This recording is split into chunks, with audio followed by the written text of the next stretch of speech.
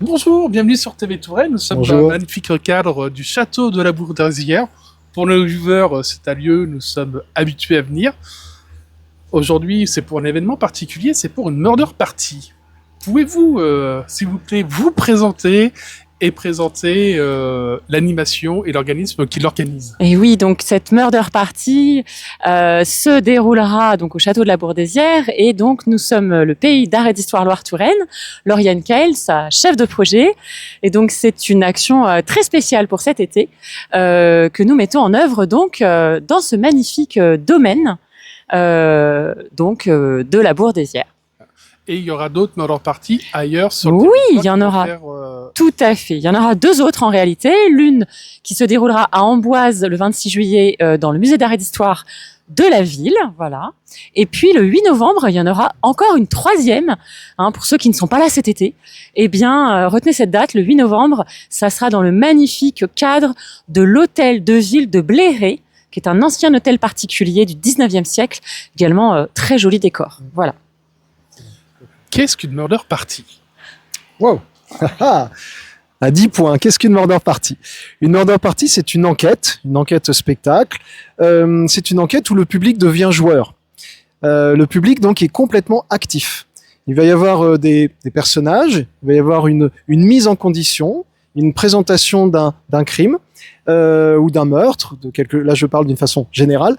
Et ensuite, le public va être amené à devoir mettre en commun leurs réflexions, leurs déductions, selon des pièces à conviction, selon des témoignages aussi, des personnages qui vont témoigner.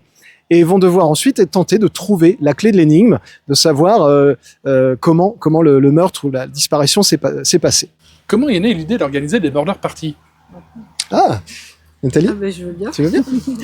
En fait, la première murder party que la compagnie Alboradacino a organisée, c'était il y a maintenant, je pense, 4 ans, à la demande du service d'art et d'histoire de la ville de Tours, plus spécialement, c'était Frédéric Dufraîche, le chef de projet à l'époque, voilà, et qui nous avait demandé d'écrire une murder party pour le site de l'ancienne abbaye de Marmoutier à Tours, voilà. Et là, on avait écrit une murder party avec 6 comédiens, avec un déplacement ambulatoire, enfin voilà, dans le site. Et donc, c'était une murder party qui s'appelait l'archéologue creusait trop, voilà. Et effectivement, ça avait énormément bien fonctionné. Et donc après, on s'est dit avec Paul-Étienne, ça nous a vraiment plu. On s'est dit, tiens, on va réécrire une deuxième murder party, mais cette fois-ci seulement avec 2 comédiens qui vont interpréter plusieurs personnages et qui va permettre cette fois-ci de la jouer dans plein de lieux différents. Quel rôle joue votre compagnie dans ces animations de murder party? Vous jouez différents rôles, plusieurs rôles, un seul rôle? Alors dans cette murder party plus précisément, donc l'affaire Dracula, donc on est 2 comédiens et chacun on incarne 3 ou 4 personnages différents, 3 personnages différents je crois. Donc en fait on se costume à vue, pas entièrement, mais avec quelques accessoires. Ça peut être une paire de lunettes, une perruque, un chapeau, voilà. Et donc en fait il s'agit des comédiens qui devaient donc interpréter la pièce l'affaire Dracula, qui sont à la fois témoins mais suspects. Donc ils sont interrogés par la police, l'inspecteur Boudu, qui voilà Incarné également. Voilà, qui était aussi joué par nous. Et donc voilà, donc on a des valises dans lesquelles on a des accessoires, des costumes, et au fur et à mesure on se change en fonction du personnage que l'on va incarner, voilà.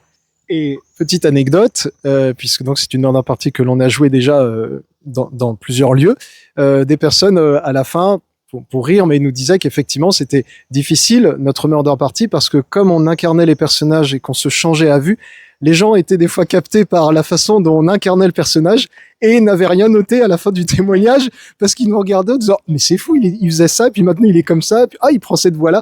Donc c'était juste pour dire que c'est voilà, faites attention, ne vous laissez pas prendre par nos jeux et amusez-vous et restez vigilants pour les témoignages. Voilà. Et la base de l'histoire évolue en fonction des lieux? Alors, la base, non. On a vraiment écrit, donc oui, parce que nous n'avons pas dit que nous étions les co-auteurs de la compagnie Alborada, Nathalie et moi. Et là, on a vraiment écrit une murder party qui est modulable dans le sens où elle va s'adapter à n'importe quelle structure, vraiment, un parc, une salle, en extérieur ou en intérieur. Mais par contre, non, l'intrigue va vraiment rester la même. C'est pour ça qu'on invite évidemment les joueurs, par plaisir du jeu, à garder secret, bien sûr, à la fin de l'histoire, la version réelle de cette murder party. Oui, on est obligé de garder exactement la même chose parce que c'est une écriture très très fine, une murder party. Hein.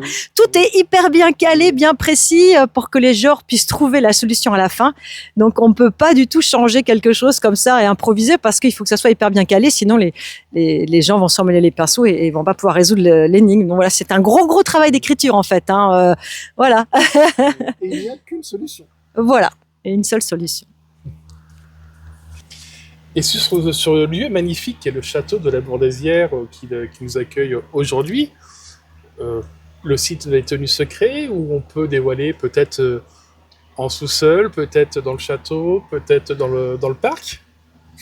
Alors la représentation de la Murder Party aura lieu dans le parc du château, sauf en cas vraiment d'intempéries où on pourra se réfugier dans les caves, mais on espère que non, voilà. Donc vous aurez l'occasion et le plaisir de jouer à cette Murder Party dans ce magnifique parc, splendide parc de la Bourdaisière. Mais après, si vous le souhaitez, vous pouvez séjourner à l'hôtel, évidemment, réserver une nuit et puis vivre l'expérience complète. Voilà. Si vous le souhaitez, vu qu'on a fait un peu de promotion pour son précédent reportage pour la ville d'Amboise, pour les commerçants, il y a un magnifique bar à tomates où on peut déguster des tomates, déguster aussi tout un tas de produits du secteur. Je vous invite à faire un peu de détour vers cette partie-là de l'établissement et puis aussi peut-être de profiter de faire aussi la visite de l'exposition qui est en place, qui est magnifique, et regarder notre reportage qui est dessus d'ailleurs. Donc on a une thématique rouge. Le sang, le corps humain, la tomate. Ah oui. Mais bon, ils ont quand même plus de 700 références de tomates. Ils n'ont pas que des tomates. C'est vrai, elles sont pas toutes rouges. Des verts, des oranges, des jaunes. Je vous remercie, à très bientôt sur TV Touraine et n'oubliez pas, likez, partagez et puis continuez à nous suivre. Merci.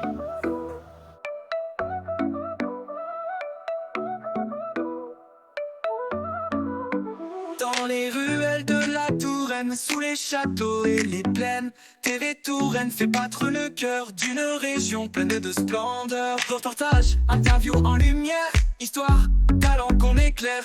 On raconte la vie, on partage les voix avec passion. TV Touraine est là pour toi. TV Touraine, d'Amboise aux étoiles, des histoires locales qui s'envolent et des voix